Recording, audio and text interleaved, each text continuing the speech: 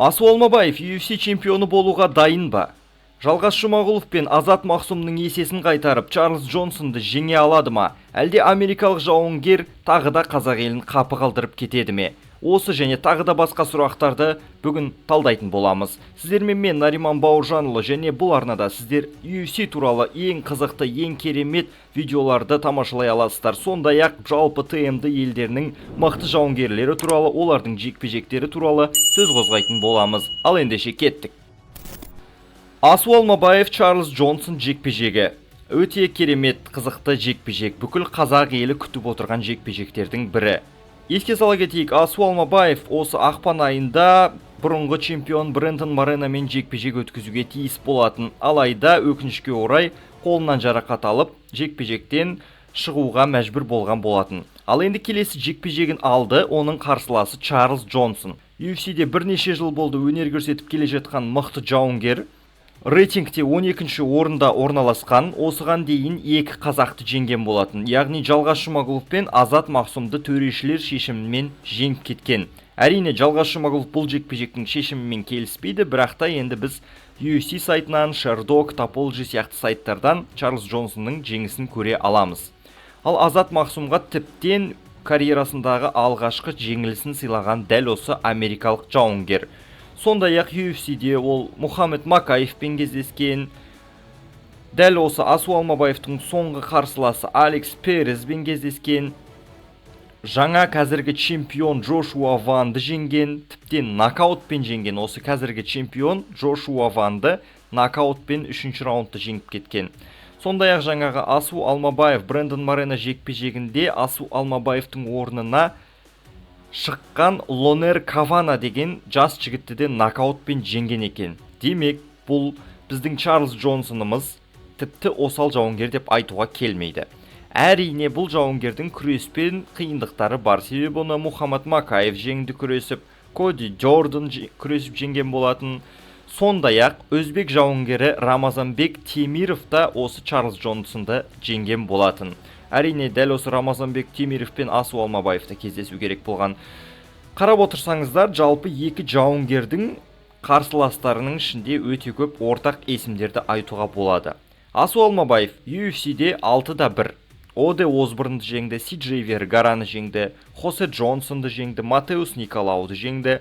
Осыдан кейін ең бір маңызды сәт болды. Асу Алмабаев UFC-дегі өзінің алғашқы мейн ивентіне қол жеткізді. Оның қарсыласы болып Манель Капе болған болатын. Манель Капеге өкінішке орай Асу Алмабаев жеңіліп қалды. Әрине көзін шұқыды дейміз, жекпе-жекте қашты дейміз, көп нәрсе айтуға болады. Жалпы фанаттар да көп нәрсе айтты, бірақ жеңіліс болды. Асу жеңілісін мойындап, ары қарай жұмыс жасап, еңбектеніп, қазіргі кезде екі жеңіс сериясында келе жатыр. Рейтингте жоқ Хосе Ачуан берген болатын. Асу оны төрешілер шешімімен жеңді, және соңғы жекпе-жегін осы өткен жылда Катарда болған турнирде Алекс Перезбен кездесіп, жаңағы рейтингте 7-ші немесе 8-ші орында тұрған мықты жауынгер болатын. Кезінде титулға да төбелескен. Осы Алекс Перезді қылқындыру әдісімен, яғни гильотинамен жеңген болатын Асу Алмабаев. Содан бері мінекей сол Брэндон Мореномен болмай қалған жекпе-жектен кейін мінекей Асу Алмабаевтың оралуы тіптен өте жақын деп айтуға болады. Маусымның 27-сі күні Әзербайжан астанасы Баку қаласында Асу Алмабаев Чарльз Джонсон жекпе-жегі бізді күтіп тұр. Бүкіл қазақ елі болып Асу бауырымызды қолдайық. Сондай-ақ бұл UFC Бакудегі турнирде Шара Буллет, Икрам Алискеров, Нұрсұлтан Рузибоев сияқты жауынгерлер өнер көрсетеді. Әзірге картта бір 5-6 жекпе-жек қана белгілі болды. Тағы да бір 10 шақты жекпе-жектей бұл картқа қосылады. Бәлкім тағы да бірнеше қазақ жауынгерлерін көріп қалармыз. Жақында естіген болатынбыз, Бекзат Алмаханға бір жаңа қарсылас беріп жатыр, жаңа дата беріп жатыр деп, немесе осы мамыр, немесе маусым айларының бірінде жекпе-жекке шығып қалуы мүмкін деген болатын. Сондай-ақ енді ойлана отырайық, бәлкім осы Баку турнирінде де өнер көрсетіп қалуы мүмкін. Сондай-ақ тағы да UFC-де бізде Дияр Нұрғожай бар, Николай Веретенников бар, Әліби Едріс әрине бізде дисквалификация алды допингке байланысты. Шавкат Рахмонов әзірге жекпе-жекке шықпайды. Сондықтан енді немесе Дияр Нұрғожай, немесе Бекзат Алмахан осы Бакуде өнер көрсетуі мүмкін. Ал біздің Николай Веретенников болса, енді ол Қазақстан атынан шығатын өте патриот мықты жауынгер, бірақ ол қазір Америкада дайындалып, сол көбінесе Америка нарығының турнирлеріне жекпе-жек өнер көрсетіп жүр. Ал енді тақырыбымызға орала кетейік. Асу Алмабаев, Чарльз Джонсон. Бұл екі файтерді салыстыра отырайық. Асу Алмабаевтың жасы 32-де. Чарльз Джонсон бізде 35 жаста екен. Бойларын салыстырсақ та, Асу Алмабаевтың бойы 162 см, Чарльз Джонсон 175 см.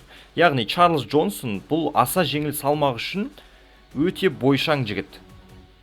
Сондай-ақ енді өте габаритный дейді ғой, орысша айтқанда габарит жағы өте үлкен. Енді ричи да үлкен, бойы да үлкен, сондықтан асуға өте ыңғайсыз қарсылас болады. Профессионалдық рекордтарына тоқталсақ, Чарльз Джонсонның профессионалды рекорды 19-8, яғни 19 жеңіс, 8 жеңіліс. 19 жеңісінің ішінде 8-ін нокаутқа жіберген. 3 қарсыласын сабмишнмен жеңіп, тағы да 8-ін төрешілер шешімімен жеңген болатын. Жеңілістерінің біреуі ғана нокаутпен аяқталған екен. Ол нокаутты бізге өте таныс Асу Алмабаевтың соңғы қарсыласы Алекс Перес Чарльз Джонсонды нокаутқа жіберген екен. Демек, соңғы екі жекпе-жегіне, яғни соңғы жекпе-жегінде Бруно Сильваны жеңді төрешілер шешімімен, оның алдында осы Алекс Перестен ұтылып қалған болатын. Осы жылдың қаңтар айында ғана екен. Ал қалған 7 жеңілісі осы төрешілер шешімімен. Яғни, бұл Чарльз Джонсонды енді қылқындыру өте қиын болады. Менің айта кететін нәрсем, себебі Чарльз Джонсонның қарсыластарының ішінде мықты грэплерлер да болды. Мухаммад Макаев былай қарасып өте мықты грэплер да. Енді Арман Сарукянмен күресіп жүр ғой, соңғы жекпе-жектерінде былай қарап отырсақ. Әрине жеңіліп қалды, енді бірақ енді араларында салмақ арасы да өте көп. Бірақ енді ол маңызды емес, бірақ Чарльз Джонсонды Мухаммад Макаев досрочно жеңе алмады, қылқындыра алмады. Тағы да бірнеше грэплерлер болды. Бірақ Чарльз Джонсонның 8 жеңілісінің 7-і төрешілер шешімімен, біреуі нокаутпен.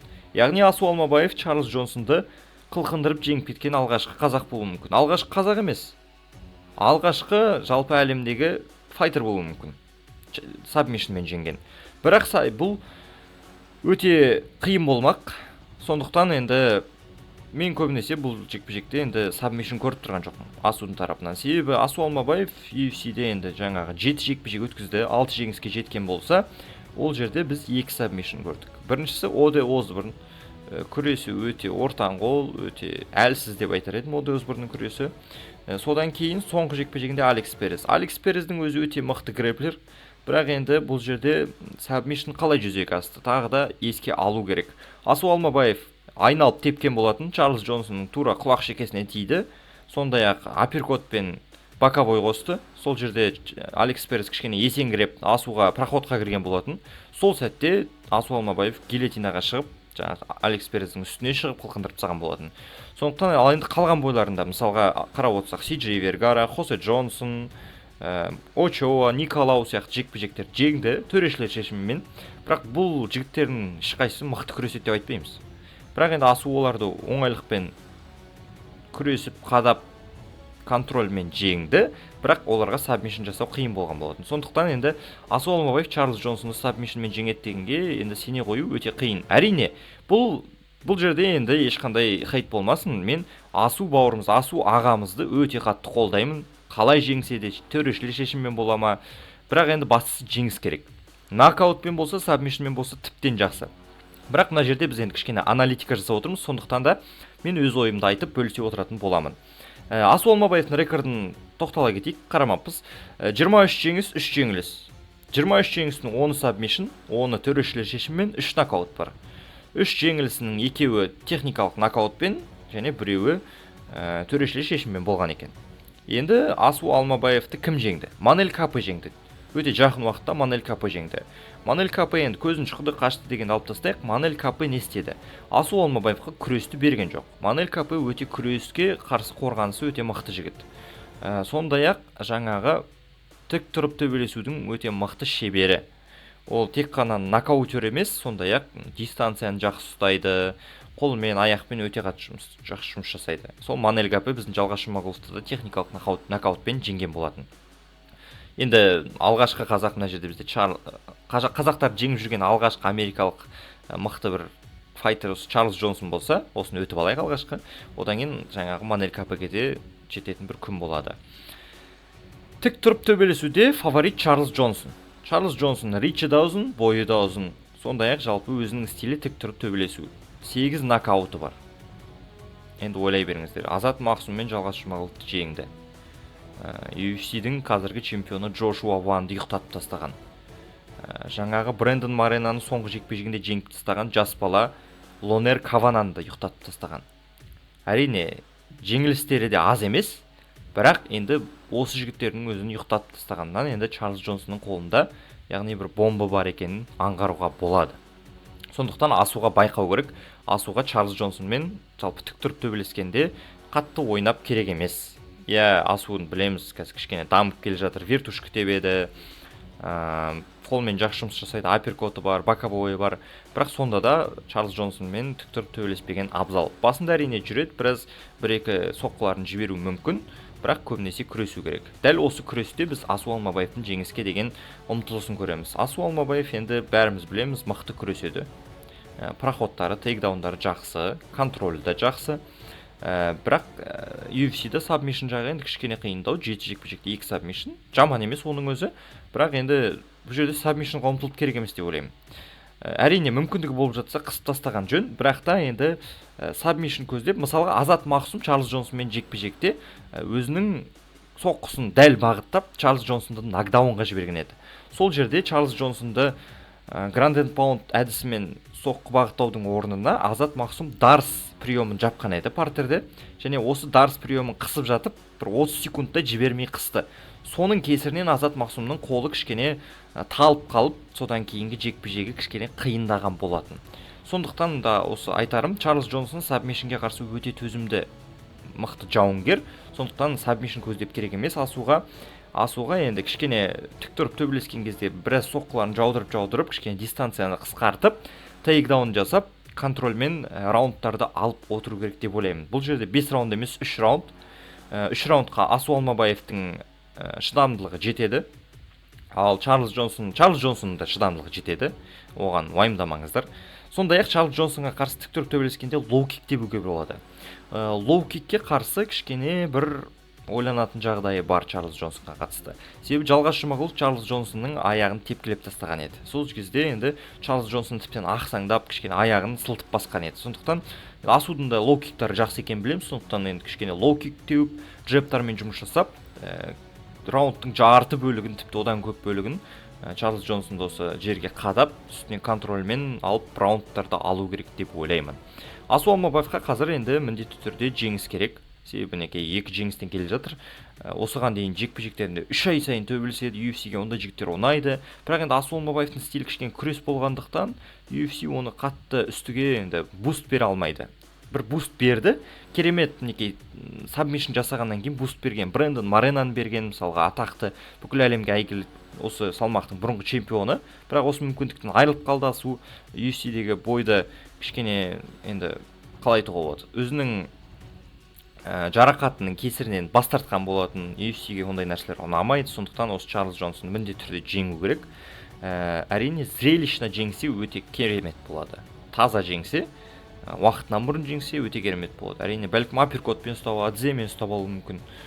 Немесе сол бір керемет сабмишнға ұстап алса да тамаша болар еді.